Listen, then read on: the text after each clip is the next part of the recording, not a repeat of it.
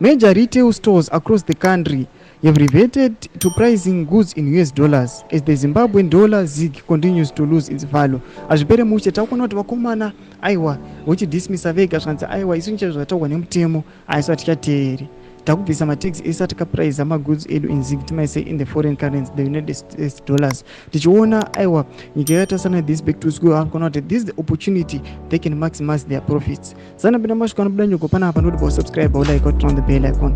Tipinda panapa mu zimanyira chiti the collapse of the ZiG has led to a sharp rise in the cost of goods and services. The retailers are responding by replacing price tags in ZiG with those in US dollars. A shortage of local currencies also forced the general public to increasingly rely on the US dollar for transactions and as a store of value. The black market exchange rate remains high, fluctuating between ZiG24 and ZiG28 to the US dollar. Basic commodities such as flour, mealie meal have become scarce in supermarkets, and some retailers with these goods have removed price tags in the local currency altogether, further signaling a shift away from the troubled ZiG. Satiri kuona panapa tikuona kuti aiwa this currency and the Zimbabwean gold inoratidza iri kubuditsa iri kuwisa madifficulties.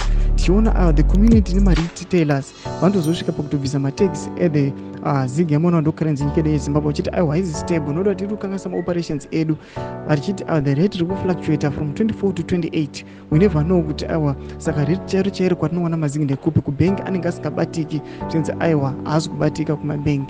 Tudze mafunguro enyu moti kudii pamusoro pechitiko ichi. Aiwa pinda comment section medu, subscribe or like and turn on the bell.